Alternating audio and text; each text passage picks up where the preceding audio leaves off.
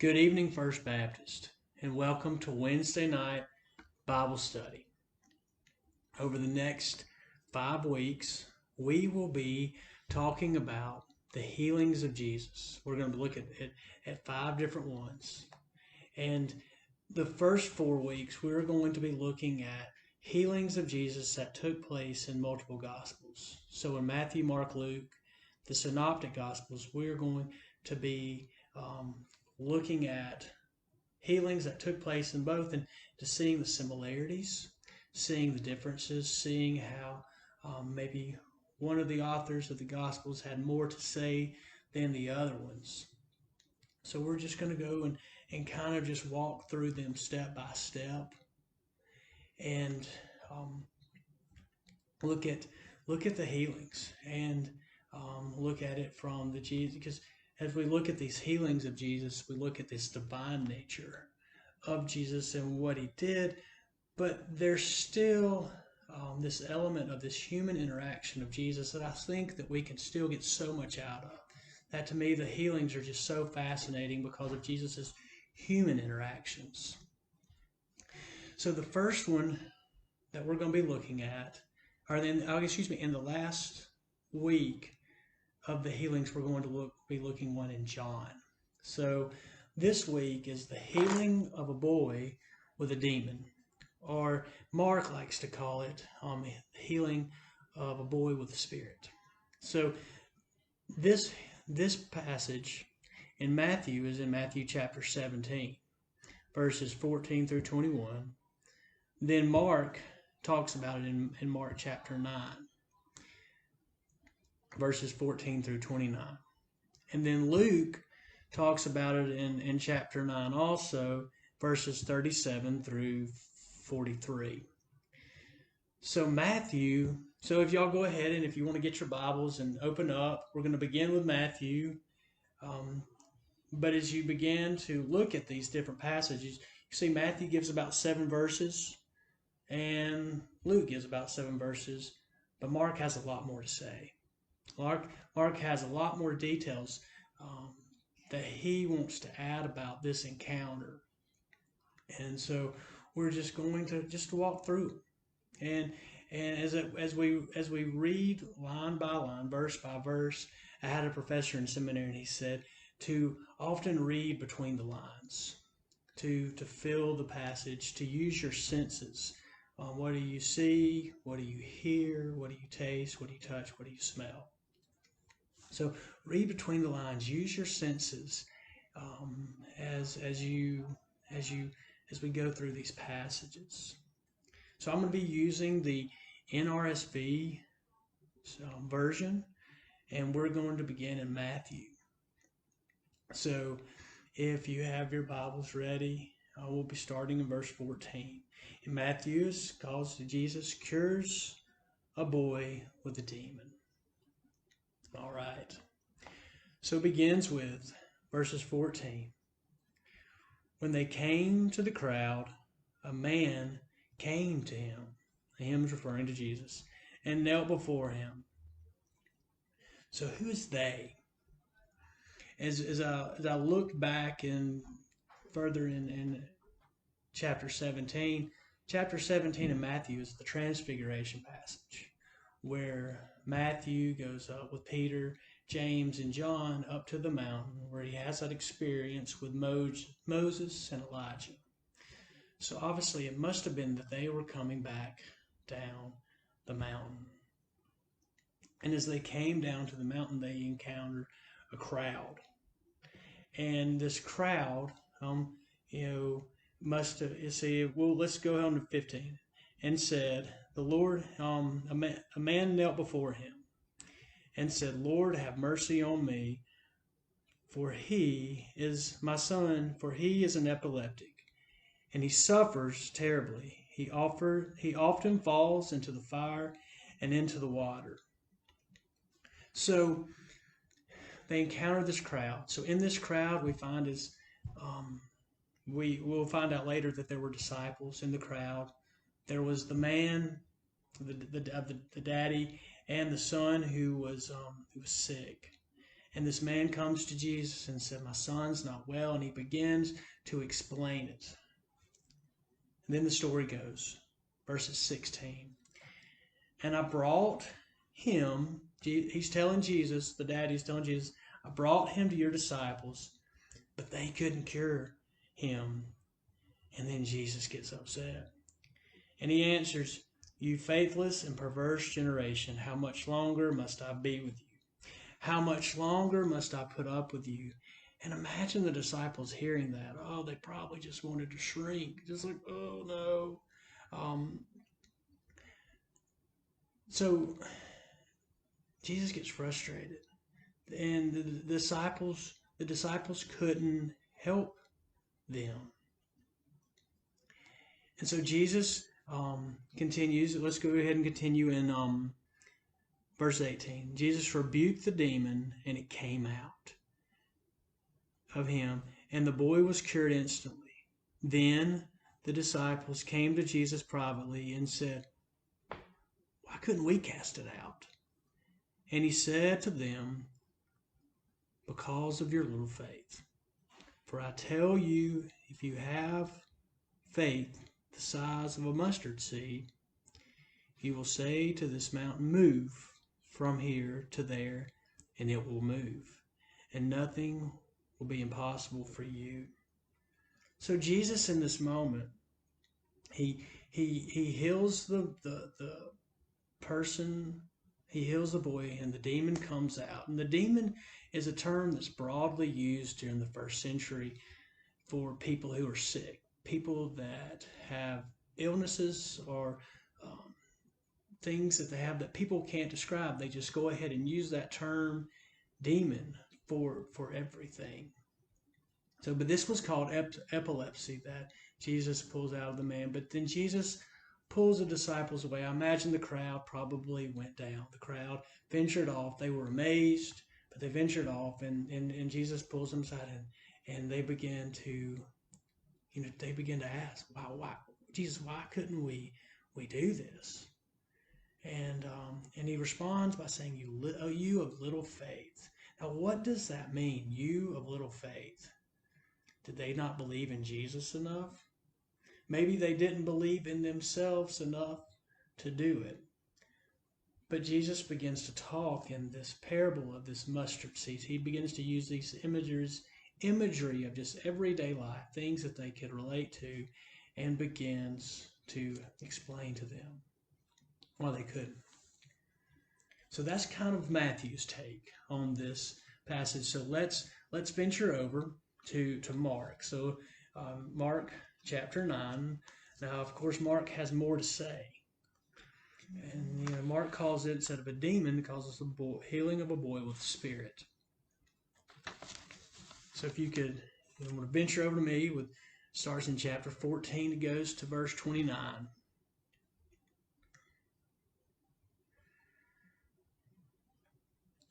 So here we start again. When they came to the disciples, they saw a great crowd around them, and some scribes arguing with them. Okay, so I guess that Mark is referring to probably Jesus and James and Peter and John, but because there is the transfiguration passage briefly in Mark in chapter 9. So it must be referring to, I imagine it's referring to them.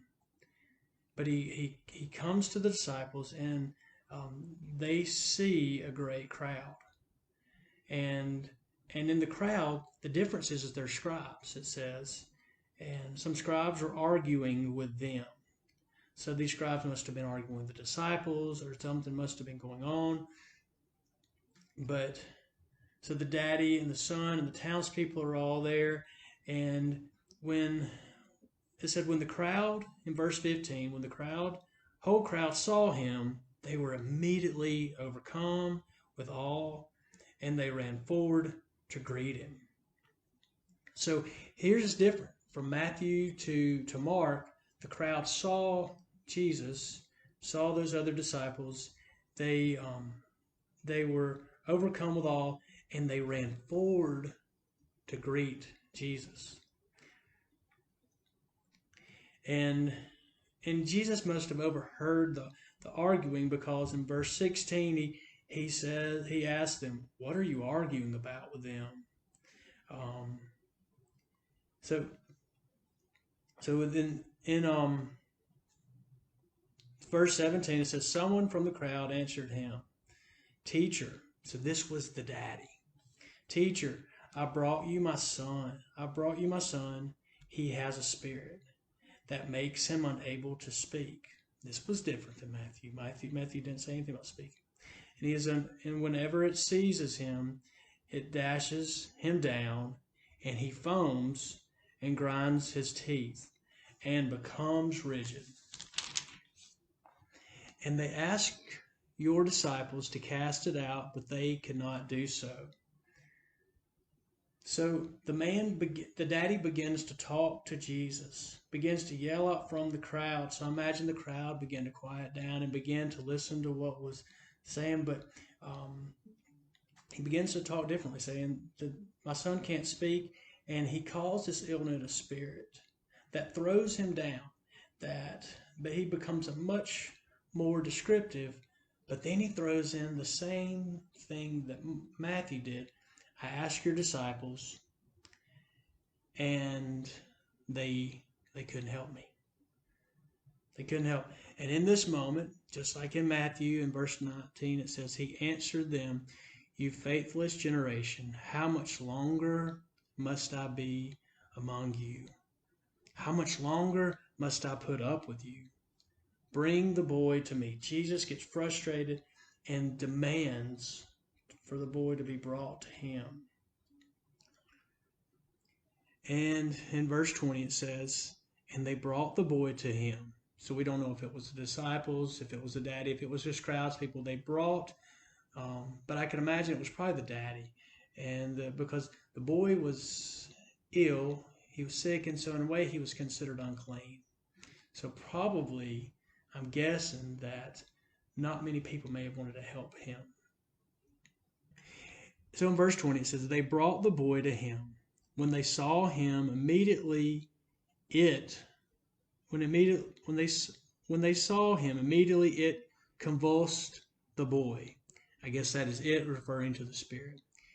"And he fell on the ground and rolled about, foaming at the mouth." So here comes Mark with these much more descriptive tones and expressions about what's actually happening to the boy. And then Jesus turns back to the daddy. In verse 21, and he asked the daddy, "How long has this been happening to him?" And the daddy said, "From childhood." So Mark takes it a way step forward. He wants to know, and he wants to paint a picture of how long this young man had been dealing with this illness. And in verse 22, it has often cast, and then here comes the daddy, begin to describe. "He often has cast him into the fire and into the water to destroy him. But if you are able to do anything, have pity on us and help us." So here the man is saying, "Help, please." And Jesus said to him in verse 23, "If you are able, all things can be done for the one who believes." So Jesus puts it back on the daddy and kind of invites the daddy into the healing process. This can be done if you believe. And immediately the daddy, immediately the father of the child cried out, "I believe, help my unbelief." And the man responds, "I believe, but help my unbelief." Why did he say that? Chew on that.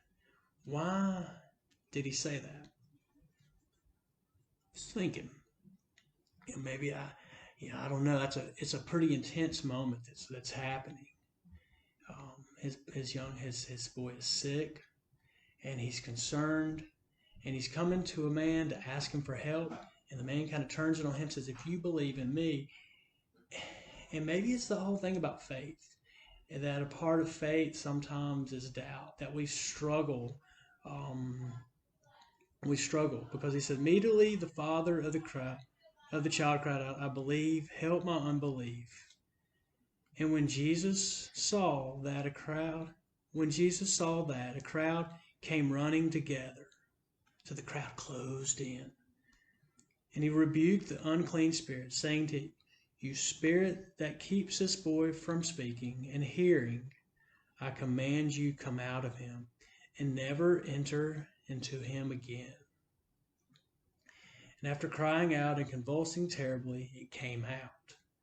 And the boy was like a corpse. Now that's different than Matthew, excuse me. So that most of them said he's dead. So they had this moment, the crowd was like, oh no, like what's happening? But Jesus took him by the hand and lifted him up. So he touched him. And in this Jewish society, the idea of clean and unclean and touching and not touching, someone who was clean was not supposed to touch someone who was unclean. And if you were sick, or if you had a spirit or a demon, you were considered unclean. And so in this moment, Jesus touched him. And how powerful that must have been for him to touch him. And he took him by the hand and he lifted him up, and he was able to stand. And when he had entered the house, so it must have been after verse 27, the crowd goes away. And after the crowd goes away, he entered a house. So the disciples, they follow in with him, and they began to quietly and privately ask him, because the disciples probably felt bad in that moment to think, wow, they came and asked us to help, and we couldn't. And Jesus had to come and help do what we couldn't do. And so the disciples were wanting to know why. They didn't want to ask in front of everybody. Maybe everyone had rushed off anyway. We don't know. They said, why couldn't we cast it out? And Jesus said to them in verse 29, this kind can come out only through prayer. Now this is interesting, because in Matthew, it talks about the mustard seed, having the faith of a mustard seed. And as Matthew taught, he goes in a different, Mark takes it a different direction, and he talks about this can come out through prayer. Just interesting how both authors take a different spin on it. So now let's jump over to Luke. Luke it's in chapter 9, verse 37 through 43 again. It gives about the same amount of verses as Matthew does.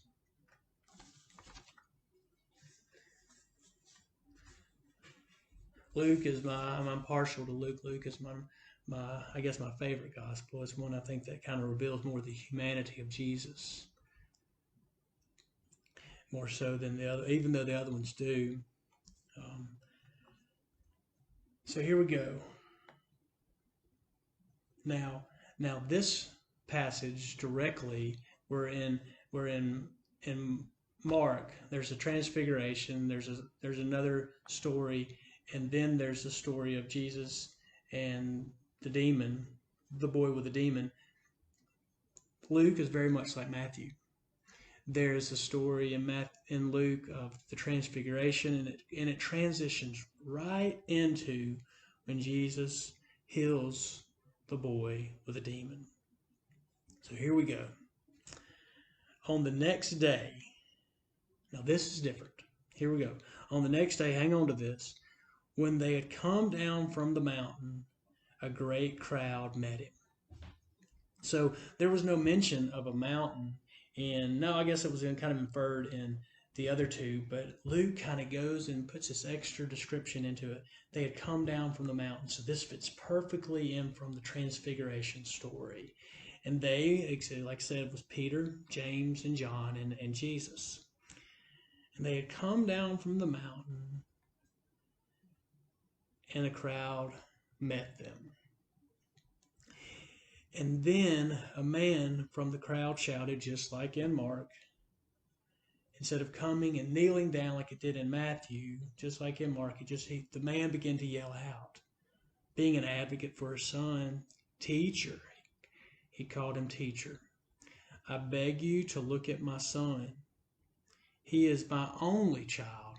Now here's something unique. Mark and Matthew don't say anything about him being the only child.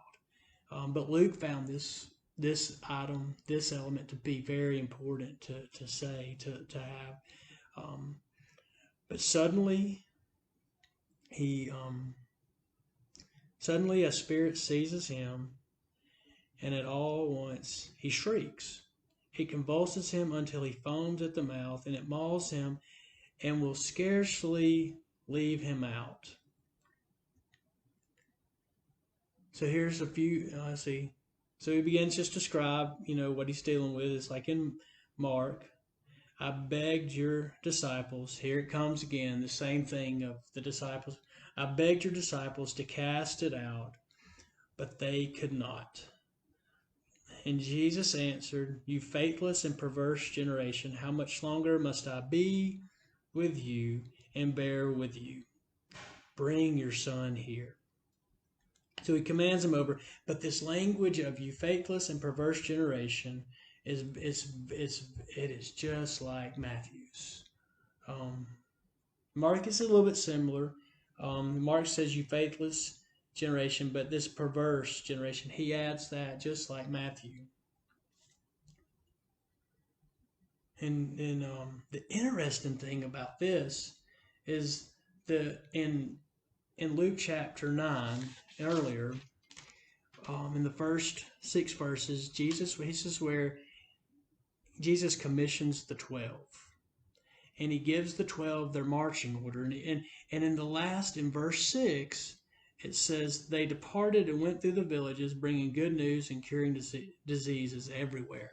So Jesus had given them the power in this passage before in chapter 9 to say, "Hey, you can do this. You can go out and you can help these people and you can heal these spirits, these demons that are encountering."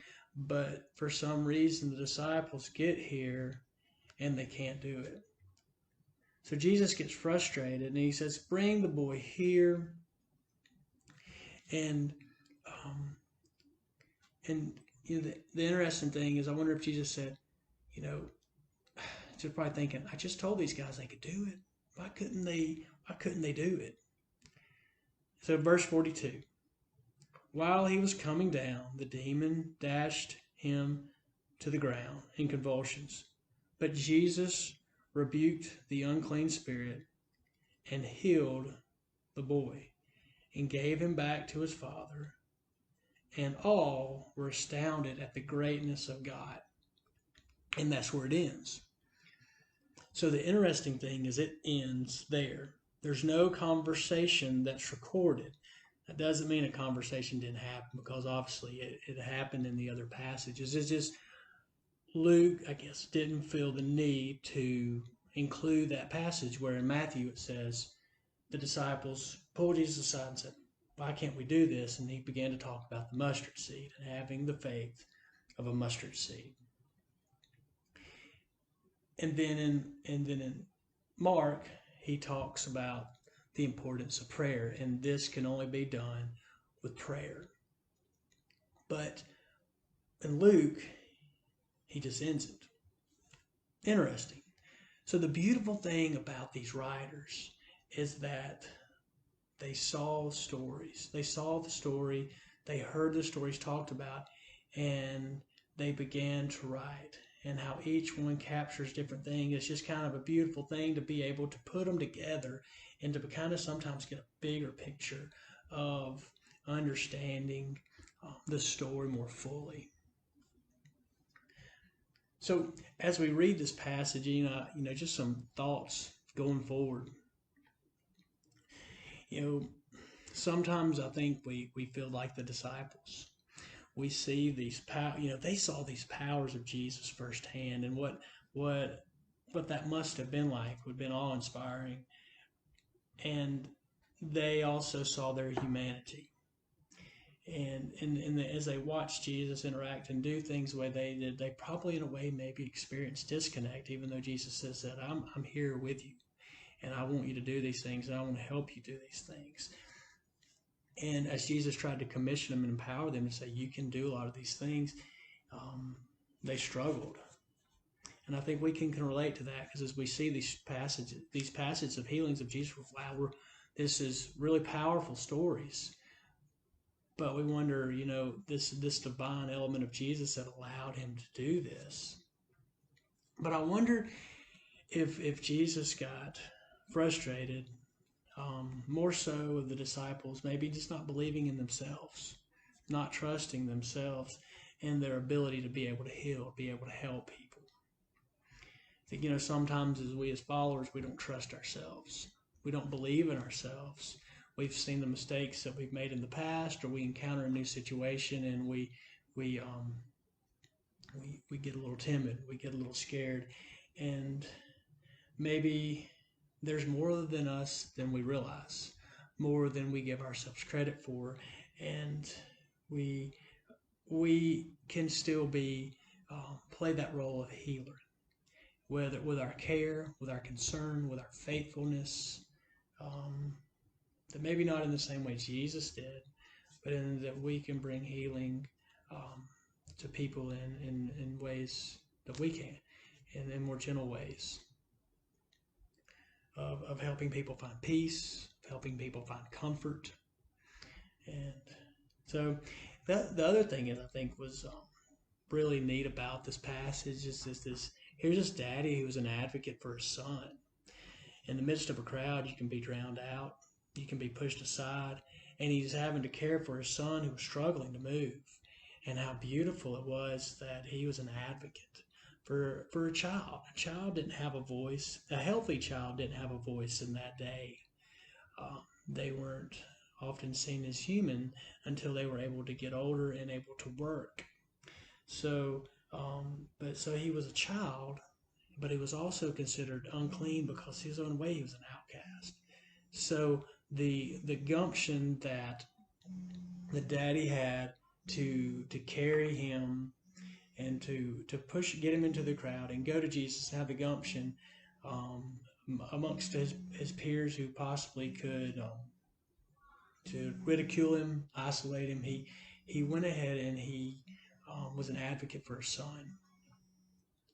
And so we have that opportunity to be an advocate, to see people to find people that don't have voices, to find people who are struggling, that we can play that role of wounded healer, to speak out for these people, to be an advocate for them when they can't be, or when the community won't allow them to be.